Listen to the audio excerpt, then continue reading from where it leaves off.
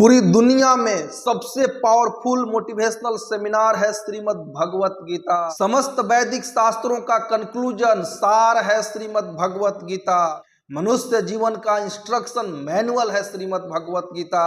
और हमारी सारी समस्याओं का स्थायी समाधान है श्रीमद् भगवत गीता। हरे कृष्णा। स्वागत है आप सभी का आज के वीडियो में। और आज के वीडियो में हम लोग ये चर्चा करने वाले हैं कि आखिर भगवत गीता है क्या, भगवत गीता के ओवरव्यू, भगवत गीता के परिचय के बारे में चर्चा करेंगे आज की वीडियो में। और आज की वीडियो में हम लोग ये भी जानेंगे कि भगवत गीता में भगवान किन विषयों की चर्चा किए हैं, सब्जेक्ट मैटर्स, विषय वस्तु क्या है भगवत गीता की। श्रीमद् भगवत गीता का उपदेश भगवान श्री कृष्ण ने अर्जुन को न दिया था, तो उसे पढ़ करके हमें क्या लाभ प्राप्त होंगे, क्या फायदे हैं भगवत गीता पढ़ने के और उसके संदेश को अपने जीवन में अप्लाई करने के, इसके बारे में भी चर्चा करेंगे। और भगवत गीता को लेकर क्या समाज में कुछ मिसकंसेप्शन है, कुछ अफवाहें फैलाई गई हैं, उन अफवाहों के बारे में भी चर्चा करेंगे। तो आपसे मेरा विनम्र निवेदन है कि वीडियो को बिना स्किप किए हुए अंत तक जरूर देखिए, क्योंकि देखिए भगवत गीता जैसी दिव्य ज्ञान को प्राप्त करने के लिए हमें कुछ समय तो देना ही पड़ेगा। तो आइए वीडियो की शुरुआत करते हैं और सबसे पहले जानते हैं कि भगवत गीता का मीनिंग क्या है। What is the meaning of Shrimad Bhagavad Gita. तो भगवत गीता का सिंपल मीनिंग है भगवान के द्वारा गाया गया गीत, लॉर्ड्स सॉन्ग। जैसे मान लीजिए किसी का मूड ऑफ होता है तो कोई बॉलीवुड का गाना सुनता है, कोई हॉलीवुड के गाने सुनता है, कोई बॉलीवुड टॉलीवुड के गाने सुनते हैं। उसी तरह से महाभारत के युद्ध से जस्ट पहले कुरुक्षेत्र में पहुंचने के बाद अर्जुन का मूड पूरी तरह से ऑफ हो गया। अर्जुन बेचारे हताश, निराश, परेशान हो गए। वो अपना हथियार डाल दिए, उनका गांडीव धनुष उनके कंधों से सरक गया, उनके रोंगटे खड़े हो गए, त्वचा जल रही थी। ऐसी स्थिति हो गई थी अर्जुन की, पूरी तरह से कंफ्यूज हो गए थे अर्जुन। तब उन्होंने भगवान श्री कृष्ण से रिक्वेस्ट किया कि हे प्रभु कुछ सुनाइए, कुछ बताइए। तो भगवान श्री कृष्ण ने भगवत गीता का उपदेश दिया और इस उपदेश को सुनने के बाद अर्जुन खड़े हो जाते हैं और बोलते हैं नष्ट मोहो स्मृति लब्धवा। हे प्रभु मेरा मोह पूरी तरह से नष्ट हो गया, मेरी स्मरण शक्ति मुझे वापस प्राप्त हो गई है। तो भगवत गीता बेसिकली क्या है, भगवान के द्वारा गाया गया गीत। जैसे लोग बॉलीवुड, हॉलीवुड, टॉलीवुड, बॉलीवुड के गाने सुनते हैं, तो भगवत गीता क्या है, कृष्णावुड, भगवान कृष्ण के द्वारा गाया गया गीत। और क्या है भगवत गीता? भगवत गीता समस्त वैदिक शास्त्रों का सार है, कंक्लूजन है। हमारे सनातन धर्म में कई सारे शास्त्र हैं, 4 वेद हैं, 18 पुराण हैं, 108 उपनिषद हैं, इसके अलावा महाभारत, रामायण, वेदांत सूत्र, ढेर सारे शास्त्र हैं। और कलयुग में हमारी आयु कितनी है, लगभग 60 साल 70 साल तक हम जी पाते हैं। उसमें भी 30 साल लग जाता है शादी ब्याह करने में। 40 साल पहुंचते पहुंचते कमर में दर्द, घुटने में दर्द, पेट में दर्द, सब जगह से हालत खराब हो जाती है। इसलिए कलयुग में सारे शास्त्रों का अध्ययन कर पाना नामुमकिन है। तो भगवान श्री कृष्ण परम दयालु हैं और उन्होंने दयावश हम सबको समस्त वैदिक शास्त्रों का, पुराणों का, उपनिषदों का, वेदों का, वेदांत सूत्र का, सबका कंक्लूजन दिया है श्रीमद् भगवत गीता के रूप में। ये भगवत गीता कोई साधारण किताब नहीं है, सारे वैदिक शास्त्रों का कंक्लूजन है, सारे ज्ञान का राजा है भगवत गीता। भगवान भगवत गीता के 9वें अध्याय के दूसरे श्लोक में कहते हैं राज विद्या राज गुह्यम पवित्रम इदम उत्तमम प्रत्यक्ष अवगमम धर्म्यम सुसुखम कर्तुम अव्ययम। ये जो ज्ञान है ये समस्त विद्याओं का राजा है, ट्रांसेंडेंटल नॉलेज है भगवत गीता। इसके अलावा क्या है, राजगुह्यम, समस्त ज्ञान में सबसे गुह्य ज्ञान है, सीक्रेट नॉलेज है। राज विद्या राजगुह्यम पवित्रम इदम उत्तमम, पवित्र है ये ज्ञान, उत्तम है यानी सर्वश्रेष्ठ ज्ञान है भगवत गीता का। प्रत्यक्ष अवगमम, इसको हम अपने जीवन में अप्लाई करके प्रत्यक्ष रूप से इसका अनुभव कर सकते हैं। प्रत्यक्ष अवगमम धर्म्यम, धर्म का सिद्धांत है भगवत गीता। भगवत गीता के उपदेश का पालन करना ही हमारा परम धर्म है, असली धर्म है। तो धर्म्यम सुसुखम कर्तुम अव्ययम, इसको सुख पूर्वक संपन्न किया जा सकता है, या कहें कि भगवत गीता के उपदेशों का पालन करके हम अपने जीवन में असली सुख, शांति, समृद्धि का अनुभव कर सकते हैं। कर्तुम अव्ययम, ये अव्यय है, इसका ज्ञान कभी नष्ट नहीं होता है क्योंकि ये ट्रांसेंडेंटल नॉलेज है। देखिए भौतिक संसार में हम जो भी ज्ञान अर्जित करते हैं, चाहे इस जन्म में इंजीनियर बन जाए, डॉक्टर बन जाए, साइंटिस्ट बन जाए, IAS ऑफिसर बन जाए, जो बन जाए, अगर अगला जन्म हमें मनुष्य का मिलता है तो फिर से कौआ क खरहा ख पढ़ना पड़ेगा।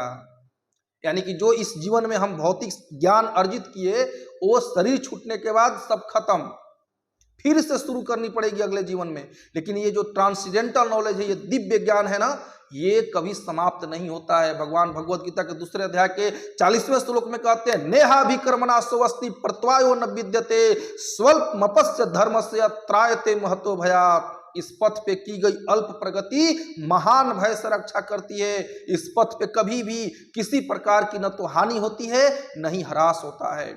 तो ये भगवत गीता का जो ज्ञान है वो कभी नष्ट नहीं होता, इसलिए इसको अव्ययम कहा गया है, कभी खत्म नहीं होता है। और क्या है भगवत गीता? तो भगवत गीता स्पिरिचुअल साइंस है। जैसे मान लीजिए हम लोग इस भौतिक संसार में जब पढ़ाई लिखाई करते हैं स्कूल में, कॉलेज में, तो वहाँ पे मटेरियल साइंस पढ़ाया जाता है, पदार्थ के विज्ञान के बारे में पढ़ाया जाता है, लेकिन आत्मा के विज्ञान के बारे में किसी भी यूनिवर्सिटीज में नहीं पढ़ाया जाता है, किसी भी स्कूल कॉलेज में नहीं पढ़ाया जाता है। जबकि हम ये शरीर है ही नहीं, वास्तव में हम सब आत्माएं हैं, जीवात्मा है, हम सब स्पिरिट सोल है हम सब, लेकिन इसके बारे में कोई नहीं बताता है। भगवत गीता हमें स्पिरिचुअल साइंस के बारे में बताती है, स्पिरिट सोल के बारे में बताती है। तो जितना महत्वपूर्ण है मटेरियल साइंस को पढ़ना रोजी रोटी के लिए, पापी पेट का सवाल है, तो जितना जरूरी है भौतिक विद्या को पढ़ना, उससे कहीं ज्यादा है स्पिरिचुअल साइंस को पढ़ना, भगवत गीता के दिव्य ज्ञान को समझना। और क्या है भगवत गीता? तो भगवत गीता टाइमलेस विजडम है। कई लोगों को लगता है कि अरे देखिए प्रभु जी, भगवत गीता का ज्ञान भगवान श्री कृष्ण 5000 साल पहले कुरुक्षेत्र के युद्ध स्थल में अर्जुन को दे दिए थे ना, काम खत्म। अरे 5000 साल पहले नहीं ज्ञान दिया गया था जी, अब इसका क्या उपयोग है? ये तो बेकार का ज्ञान हो गया ना, आउटडेटेड नॉलेज हो गया। बिल्कुल नहीं, ये टाइमलेस विजडम है। भगवत गीता के ट्रांसेंडेंटल नॉलेज पे, दिव्य ज्ञान पे समय का कोई प्रभाव नहीं पड़ता है। यानी कि ये उतना ही एप्लीकेबल अर्जुन के लिए भी था और उतना ही एप्लीकेबल हमारे लिए भी रहेगा। इवन भगवत गीता का जो ज्ञान है ये करोड़ों वर्ष पहले भगवान श्री कृष्ण सूर्य देव के राजा विवस्वान को दे चुके हैं। भगवान भगवत गीता के 4थे अध्याय के पहले श्लोक में कहते हैं, इमं विवस्वते जोगम प्रोक्तवान हम अव्ययम विवस्वान मनवे प्राह मनुरिक्ष्वाकवे अब्रवीत। भगवान श्री कृष्ण कहते हैं कि मैंने इस अमर योग विद्या का उपदेश सूर्य देव विवस्वान को दिया। विवस्वान ने मनुष्यों के पिता मनु को ये उपदेश दिया और मनु ने ये उपदेश इक्ष्वाकु को दिया। इक्ष्वाकु वही हैं जिनके वंश में भगवान रामचंद्र जी प्रकट हुए थे। तो ये जो ज्ञान है ये समय से परे है, इस पे काल का कोई प्रभाव नहीं पड़ता। और क्या है भगवत गीता? तो Bhagavad Gita is the most powerful motivational seminar in this entire world. पूरे विश्व में सबसे पावरफुल मोटिवेशनल सेमिनार है श्रीमद् भगवत गीता। देखिए हमारे जीवन में कई बार ऐसी परिस्थितियां आती हैं, विपरीत परिस्थितियां आती हैं जिसमें हम डिमोटिवेट हो जाते हैं, हताश, निराश, परेशान हो जाते हैं, हार मान जाते हैं अपने जीवन से। कई लोग तो सुसाइड तक कर लेते हैं, इतने डिमोटिवेट हो जाते हैं। तो फिर इसका क्या समाधान है? तो हम YouTube पे मोटिवेशनल वीडियो सुनते हैं, लेकिन आपको जान करके हैरानी होगी कि भगवत गीता सबसे पावरफुल मोटिवेशनल सेमिनार है। जिसने भगवत गीता अगर एक बार भी सही तरीके से पढ़ लिया ना, लाइफ में चाहे कोई भी परिस्थिति आ जाए, कितनी भी विपरीत परिस्थिति आ जाए, वो व्यक्ति हताश, निराश, परेशान नहीं हो सकता, डिमोटिवेट नहीं हो सकता। भगवत गीता इतनी पावरफुल मोटिवेशनल सेमिनार है। आप सब YouTube पे डॉक्टर विवेक बिंद्रा जी को देखते हो, जो कि बहुत ही पावरफुल मोटिवेशनल सेमिनार देते हैं, सबको मोटिवेट करते हैं, बिजनेस टाइकून्स को भी मोटिवेट करते हैं। वो डॉक्टर विवेक बिंद्रा जी बताते हैं कि वो अपना सारा मोटिवेशन कहां से लाते हैं, सोर्स क्या है? श्रीमद् भगवत गीता। तो Bhagavad Gita is the most powerful motivational seminar. इसलिए हम सब मनुष्यों को, चाहे हम किसी भी जाति धर्म को मानते हो, मजहब को मानते हो, कोई प्रॉब्लम नहीं, लेकिन हम सबको भगवत गीता जरूर पढ़नी चाहिए। भगवत गीता में बेसिकली 700 श्लोक हैं, 18 अध्याय हैं, जिनमें से 575 श्लोक भगवान श्री कृष्ण बोले हैं, 83 यानी 83 श्लोक अर्जुन बोले हैं, संजय 41 श्लोक बोले हैं 41, और धृतराष्ट्र 1 श्लोक बोले हैं। भगवत गीता बेसिकली महाभारत का पाठ है। भीष्म पर्व के अध्याय 25 से लेकर के अध्याय 42 में भगवत गीता का लिखित रूप से वर्णन किया गया है श्रील वेद व्यास जी के द्वारा। अब कई लोग कहते हैं कि देखिए जी, ये भगवत गीता तो वेद व्यास जी के द्वारा लिखा गया ना, तो हम कैसे मान लें कि ये ओरिजिनल भगवत गीता है जिसका उपदेश भगवान श्री कृष्ण ने अर्जुन को दिया था। तो देखिए, वेद व्यास जी कोई साधारण व्यक्ति नहीं है।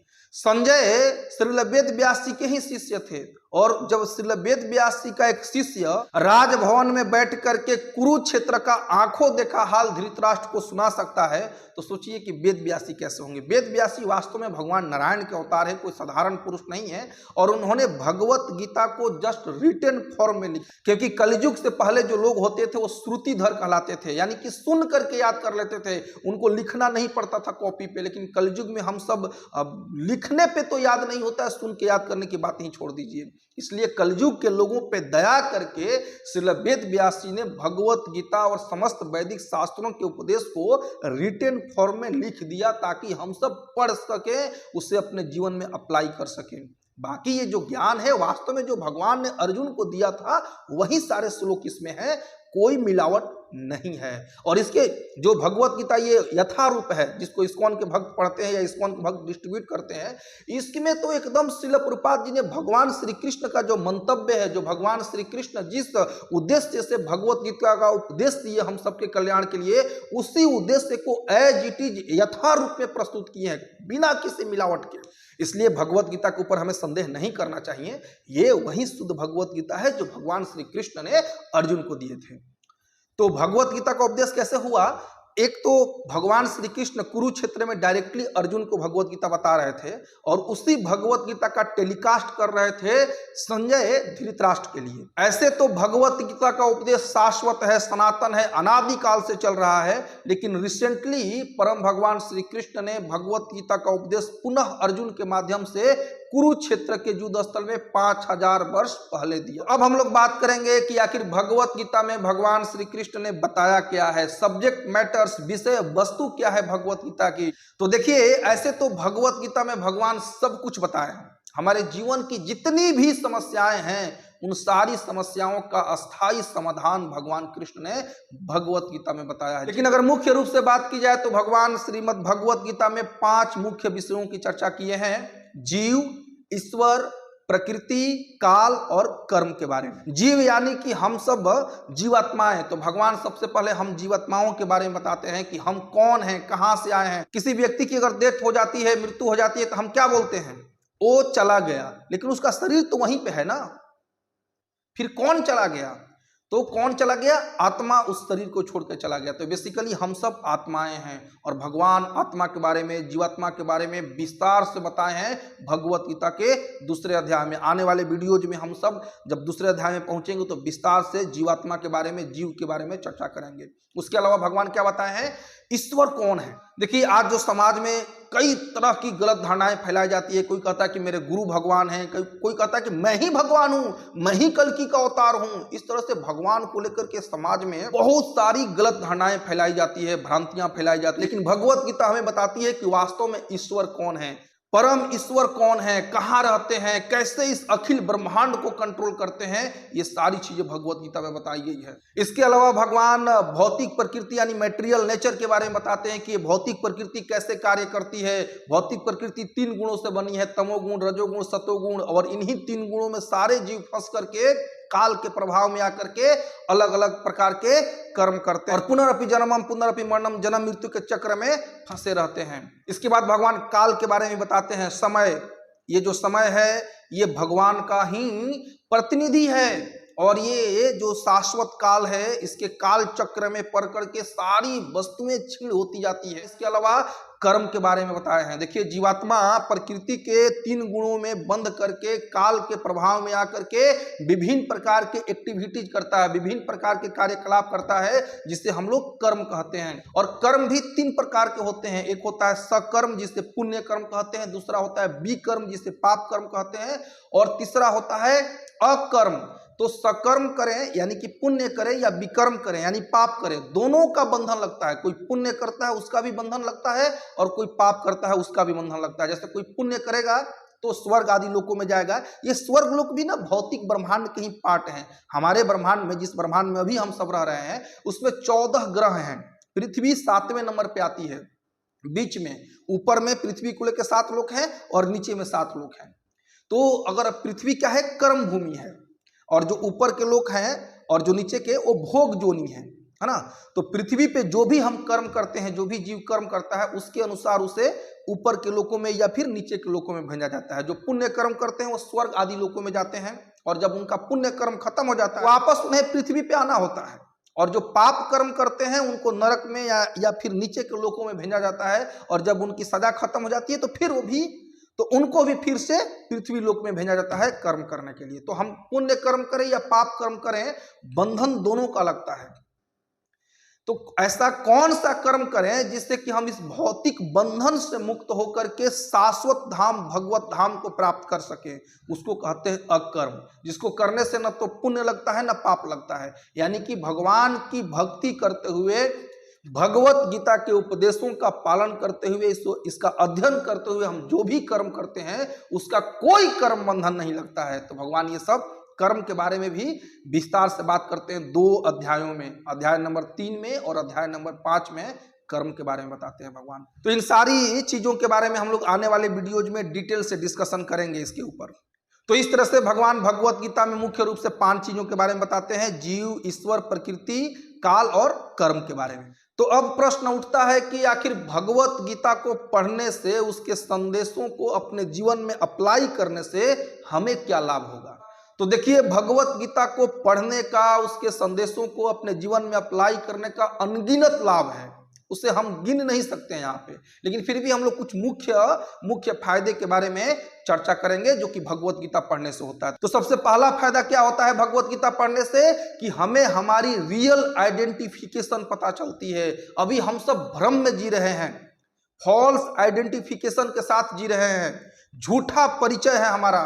हम सब क्या समझते हैं अपने को कि हम इंजीनियर हैं, डॉक्टर हैं, शर्मा जी, वर्मा जी, फलाना ढिमकाना के चक्कर में फंसे हुए हैं। शरीर से अपनी पहचान करते हैं हम सब। शरीर नश्वर है, शाश्वत नहीं है। इसलिए जो हम शरीर के साथ आइडेंटिफिकेशन करते हैं अपना, वो गलत आइडेंटिफिकेशन है, गलत परिचय है हमारा असली परिचय हमें भगवत गीता बताती है।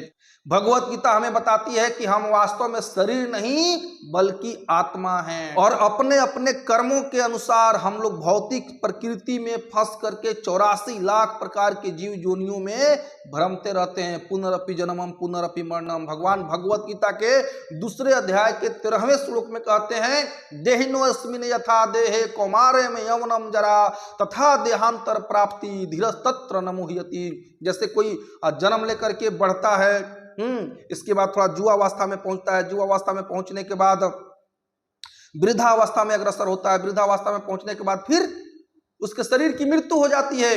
लेकिन मृत्यु हो जाने के बाद यहीं पे चक्र नहीं रुक जाता है, उसे फिर अगला शरीर धारण करना पड़ता है। देहांतर, देह का अंतर, यानी एक देह को छोड़ करके, एक शरीर को छोड़ करके उस जीवात्मा को दूसरा शरीर धारण करना पड़ता है। तो वास्तव में हम सब ये शरीर नहीं बल्कि आत्माएं हैं। और ये आत्मा क्या है, भगवान 15वें अध्याय के 7वें श्लोक में कहते हैं भगवत गीता के कि ममय वांश जीव लोके जीव भूत सनातन मनसष्टानि इंद्रियानि प्रकृति स्थानी करसति। तो भगवान श्री कृष्ण कहते हैं कि इस ब्रह्मांड में जितने भी जीव हैं वो सब मेरे शाश्वत अंश हैं, लेकिन भौतिक प्रकृति में फंस करके घोर संघर्ष में लगे हुए हैं। तो इस तरह से भगवत गीता पढ़ने से हमें यह पता चलता है कि हम वास्तव में ये शरीर नहीं बल्कि आत्मा है, भगवान के शाश्वत अंश हैं। तो जब हमें यह पता चल जाता है कि हम शरीर नहीं आत्मा है, तो फिर हमारे जो सोचने समझने की जो दिशा दशा है ना, वो बदल जाती है। दूसरा क्या फायदा होता है भगवत गीता पढ़ने से, हमारी जो इंटेलिजेंस है, जो बुद्धि है ना, वो शार्प हो जाती है, तीव्र बुद्धि हो जाती है। ऐसे देखिए, जो संस्कृत भाषा है ना, वो अपने आप में ट्रांससेंडेंटल है, दिव्य भाषा है, दिव्य लैंग्वेज है। लेकिन ये जो उपदेश है भगवत गीता का, ये भगवान के मुख से निकला हुआ है। भगवान के पैर के अंगूठे से निकली हुई गंगा तीनों लोकों को पवित्र करती है। तो भगवत गीता तो भगवान के मुख से निकली हुई गंगा है। और भगवत गीता को पढ़ने से क्या फायदा होता है कि भगवत गीता को पढ़ने से हमें ट्रांसेंडेंटल नॉलेज, दिव्य ज्ञान की प्राप्ति होती है, शाश्वत ज्ञान की प्राप्ति होती है। जो मटेरियल नॉलेज है, जो भौतिक ज्ञान है, भौतिक विद्या जो है, ये इसी जन्म में शरीर छूटने के बाद खत्म। जैसे मान लीजिए कि अभी हम इंजीनियर हैं या कोई डॉक्टर है और जैसे ही शरीर छूटा सब खत्म, उसकी डिग्री सारी धरी की धरी रह जाएगी। लेकिन स्पिरिचुअल नॉलेज के साथ ऐसा नहीं होता है। जो भगवत गीता का ज्ञान है वो दिव्य ज्ञान है। जो भी हम इसमें से ज्ञान अर्जित करेंगे वो कभी नष्ट नहीं होता है, अगले जन्म में भी हमारे साथ जाता है। और भगवत गीता पढ़ने के क्या फायदे हैं? तो भगवत गीता का ज्ञान अर्जित करने से हम अपनी जो ड्यूटीज है, जो रिस्पॉन्सिबिलिटीज है, जो हमारे कर्तव्य है, उसका हम और अच्छे से निर्वहन कर पाएंगे, एक अच्छे नागरिक बनेंगे। इसलिए देश में हर व्यक्ति को भगवत गीता पढ़नी चाहिए, तब जाके उसके अंदर मोरालिटी, इथिक्स, वैल्यूज, ये सारी चीजें, जो अच्छी चीजें हैं, अच्छी जो क्वालिटीज हैं, वो हमारे अंदर आएंगी भगवत गीता पढ़ने से। और भगवत गीता पढ़ने से क्या फायदे होंगे? तो क्लियर विजन मिलेगा, clear vision about human form of life. इस मनुष्य जीवन के बारे में हमें क्रिस्टल क्लियर विजन प्राप्त होगा कि जीवन का लक्ष्य क्या है। कि अभी जो संसार में लोग हैं वो सिर्फ 4 कामों में ही व्यस्त है: आहार, निद्रा, भय, मैथुन। खाना, पीना, सोना, बच्चे उत्पन्न करना, बच्चों का लालन पालन करना और अपने लिए कुछ घर द्वार बनाना, फ्लैट्स वगैरह खरीदना, इन्हीं 4 चीजों में हम सब व्यस्त हैं। और ये 4 काम जानवर भी करते हैं। आहार, निद्रा, भय, मैथुनम च समान एतत पशुभिः नरनाम धर्म ही तेसाम अधिक विशेषो धर्मे नहीं न पशु भी समाना। आहार, निद्रा, भय, मैथुन, जो ये 4 चीजें हैं, ये तो पशु भी करते हैं, जानवर भी करते हैं। हम ये कह सकते हैं कि हम थोड़ा सोफिस्टिकेटेड वे में कर रहे हैं, लेकिन कर तो वही रहे हैं ना। खाना, पीना, सोना, बच्चे, संतान उत्पन्न करना और अपने लिए कुछ फ्लैट्स वगैरह खरीदना, इसी में तो पूरा जीवन बिता रहे हैं। और यही काम जानवर भी कर रहे हैं। प्रकृति ने हमें ये मनुष्य का शरीर क्यों प्रदान किया है? इसकी विशेषता है, मनुष्य शरीर में ही हम ट्रांसेंडेंटल नॉलेज को, दिव्य ज्ञान को प्राप्त कर सकते हैं, और किसी योनि में ये संभव नहीं है। इसलिए मनुष्य का जो जीवन है, इसे सिर्फ आहार, निद्रा, भय, मैथुन में नहीं बिता देना चाहिए, बल्कि इसका उपयोग ट्रांसेंडेंटल नॉलेज प्राप्त करने में, दिव्य ज्ञान की प्राप्ति में लगानी चाहिए, भगवत भक्ति में लगानी चाहिए। तो भगवत गीता पढ़ने से हमें ये विजन प्राप्त होता है। जीवन जीने का नजरिया ही बदल देती है श्रीमद् भगवत गीता। लोग जीवन में किन चीजों के पीछे पागल हुए रहते हैं? सुख चाहिए, संपत्ति चाहिए, धन चाहिए, ऐश्वर्य चाहिए, इन्हीं सब चीजों के पीछे पागल है पूरी दुनिया। लेकिन इसको प्राप्त कैसे करना है सहजता के साथ या फिर सुगम तरीके से, ये सिखाती है भगवत गीता। भगवत गीता के अंतिम श्लोक में 18वें अध्याय के 78वें श्लोक में संजय कहते हैं, यत्र जोगेश्वरः कृष्ण यत्र पार्थो धनुर्धर तत्र श्री विजयो भूतिर ध्रुवा नीतिर्मति ममान। तो देखिए, भगवत गीता का उपदेश एक तो भगवान श्री कृष्ण अर्जुन को सुना रहे थे, लेकिन अर्जुन के साथ साथ और भगवत गीता कौन सुन रहे थे? संजय, धृतराष्ट्र। तो पूरी भगवत गीता सुनने के बाद संजय कंक्लूजन बता रहे हैं, जहां पे जोगेश्वर भगवान श्री कृष्ण हैं, जहां पे धनुर्धर अर्जुन हैं, वहीं पे क्या है? श्री है, यानी कि ऐश्वर्य है, संपत्ति है, विजय है, विक्ट्री है वहीं पे। और वहीं पे क्या है? नीति है, मोरालिटी है। मतलब सारी जो गुड क्वालिटीज है वहीं है जहां पे भगवान श्री कृष्ण और अर्जुन हैं। और भगवान श्री कृष्ण और अर्जुन कहां पे साथ में है? श्रीमद् भगवत गीता में। तो भगवत गीता के उपदेशों को पढ़ने से हमारे जीवन में सुख, संपत्ति, वास्तविक शांति प्राप्त होती है। जीवन में नैतिकता आती है, मोरालिटी आती है, एथिक्स आती है, वैल्यूज आते हैं हमारे लाइफ में भगवत गीता का अध्ययन करने से और उसके उपदेशों का अपने जीवन में पालन करने से। इसलिए याद रखिएगा, भगवत गीता को पढ़ने से, इसके उपदेश को अपने जीवन में अप्लाई करने से लाभ ही लाभ है। इसलिए हमारे जीवन की शुरुआत ही होनी चाहिए भगवत गीता से। सुबह सुबह उठ करके नहा धो करके हमें डेली कम से कम 10 मिनट, 15 मिनट, आधे घंटे, समय अनुसार जितना समय है उतना भगवत गीता पढ़ने का जरूर प्रयास करना चाहिए। कई लोग क्या करते हैं कि भगवत गीता को लाल कपड़ा में लपेट के और अलमीरा में रख के सुबह सुबह उठेंगे, नहा धो के 2 अगरबत्ती दिखा देंगे, प्रणाम प्रणाम प्रणाम कर लेंगे, बोलेंगे हो गया जी। भगवत गीता तो हमारे घर में रखी हुई है, हम पढ़ते हैं भगवत गीता। भैया, भगवत गीता की असली पूजा है इसके संदेशों को पढ़ना, न कि इसको लाल कपड़े में लपेट के और अलमीरा में बंद करके रख देना। तो भगवत गीता का असली पूजा क्या है? इसका अध्ययन करना।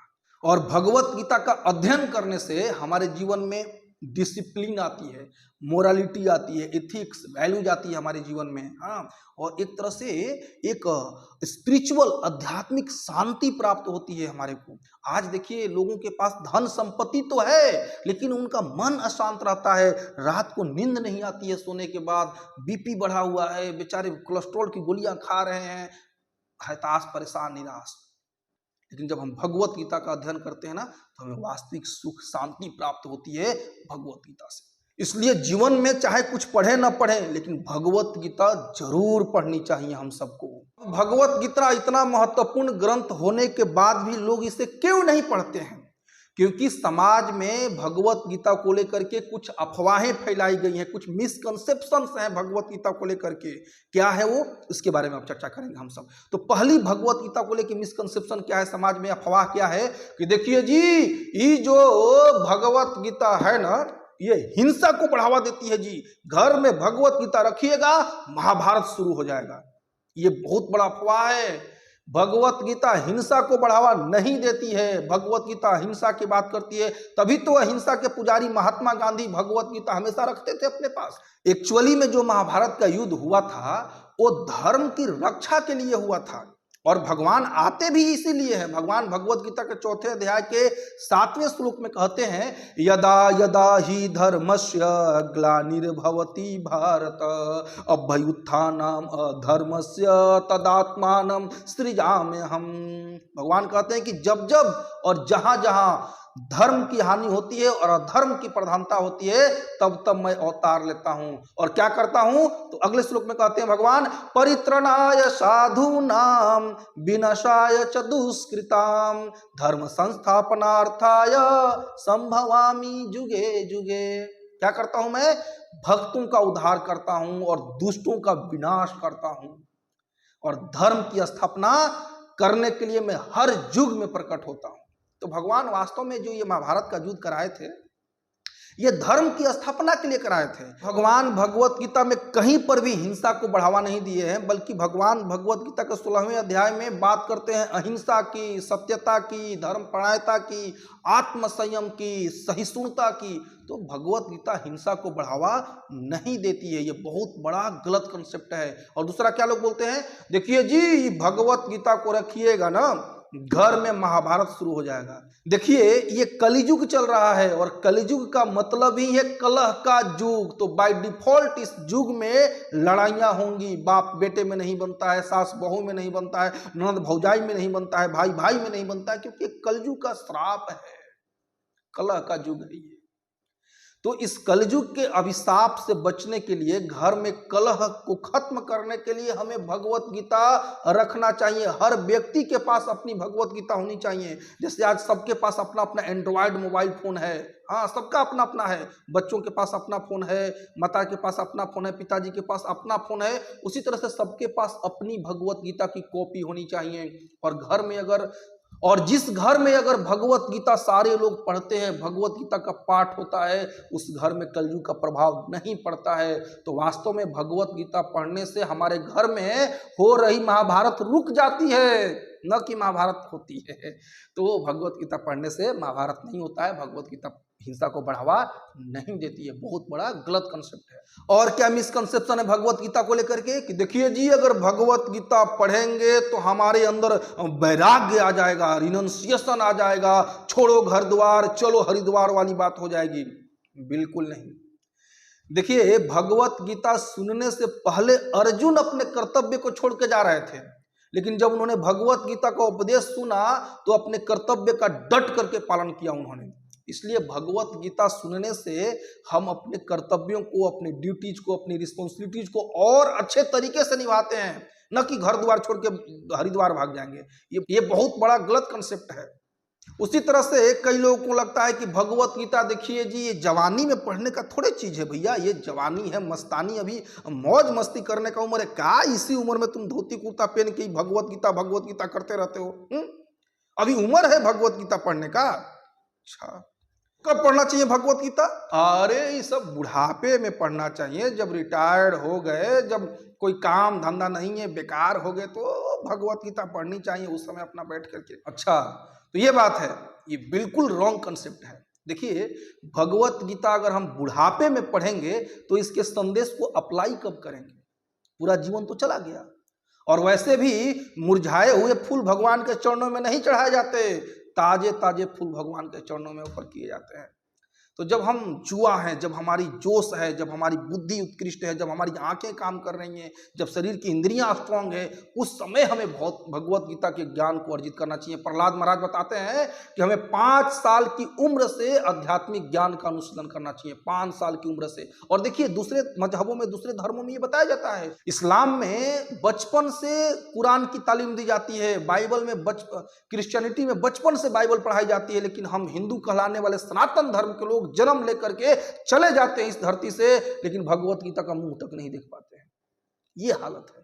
तो भगवत गीता हमें बचपन से पढ़नी चाहिए। देखिए, बुढ़ापे में हमारी इंद्रियां थक जाती हैं, कमजोर हो जाती हैं, खांसी पकड़ लेती है। इस समय हम भगवत गीता पढ़ के अप्लाई कैसे करेंगे? इसका मतलब ये नहीं है कि बूढ़े व्यक्ति भगवत गीता नहीं पढ़ सकते। भगवत गीता हर कोई पढ़ सकता है, बच्चा, बूढ़ा, जवान, स्त्री, पुरुष, किसी भी जाति धर्म का हो, कोई फर्क नहीं पड़ता है। हर व्यक्ति भगवत गीता पढ़ सकता है, लेकिन इसका मैक्सिमम लाभ उठाने के लिए हमें बचपन से पढ़ना चाहिए इसे। लेकिन अगर मान लीजिए बचपन में पढ़ने का हमें सौभाग्य प्राप्त नहीं हुआ, तो जब जागे तभी सवेरा, जब समय मिले, जब मौका मिले, तभी से हमें भगवत गीता जरूर पढ़नी चाहिए। लेकिन मान लीजिए हमें बचपन से मौका नहीं मिला भगवत गीता पढ़ने का, लेकिन हम तो अपने बच्चों को भगवत गीता सिखा सकते हैं बचपन से ना।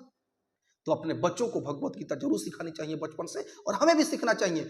इसीलिए हमने भगवत गीता के ऊपर ऑनलाइन कोर्स शुरू किया है। मोबाइल तो बड़ा वाला सबके पास है, एंड्रॉयड मोबाइल, तो घर बैठे भी आप भगवत गीता सुन सकते हैं गूगल मीट के माध्यम से। अगर आपके फोन में गूगल मीट नहीं है तो डाउनलोड कर लीजिए। और हर शनिवार को ये क्लास होती है ऑनलाइन, शाम को 6 बजे से 7 बजे।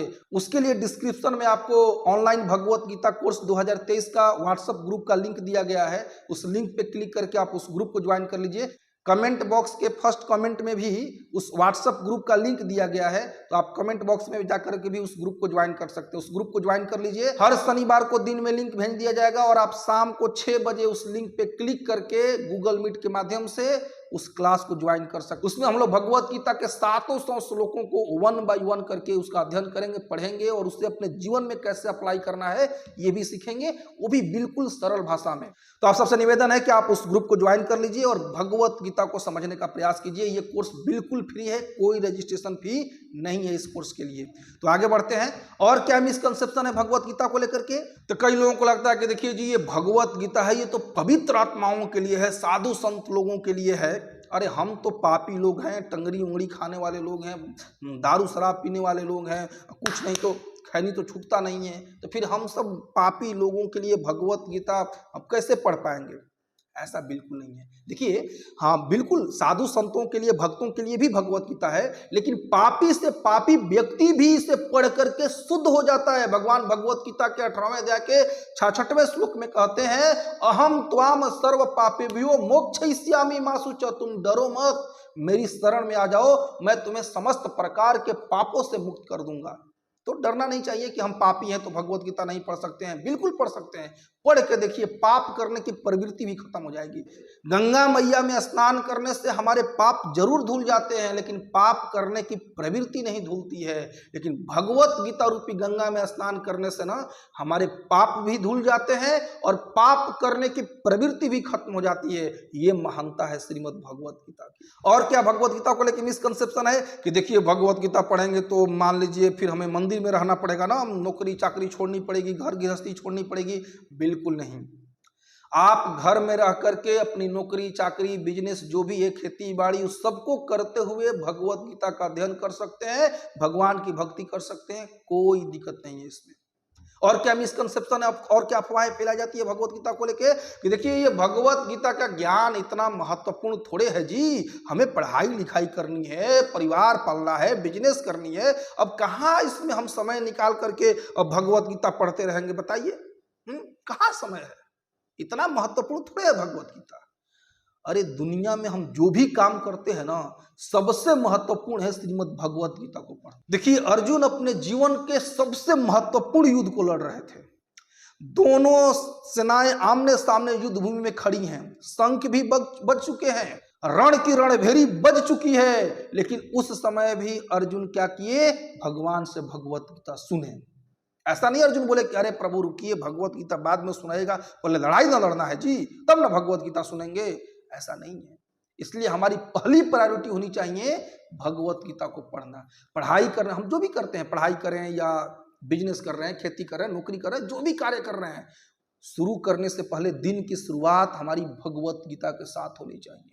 सुबह सुबह उठ करके नहा धो करके आराम से एगो दूगो श्लोक पढ़ के अपना पढ़ाई शुरू कीजिए, नौकरी शुरू कीजिए, बिजनेस शुरू कीजिए। दिन भर कौन रोकता है, लेकिन भगवत गीता को डेली पढ़ना बेहद जरूरी है। अब एक और अफवाह उड़ाई जाती है भगवत गीता को लेकर के कि देखिए जो भगवत गीता का उपदेश है ये भगवान श्री कृष्ण ने अर्जुन को न दिए थे जी, हमारे लिए थोड़े दिए थे कि हम पढ़ेंगे इसको। ऐसा बिल्कुल नहीं है। देखिए अर्जुन भगवान के महान भक्त हैं, नर नारायण ऋषि में नर है अर्जुन, वो कभी कंफ्यूज नहीं हो सकते।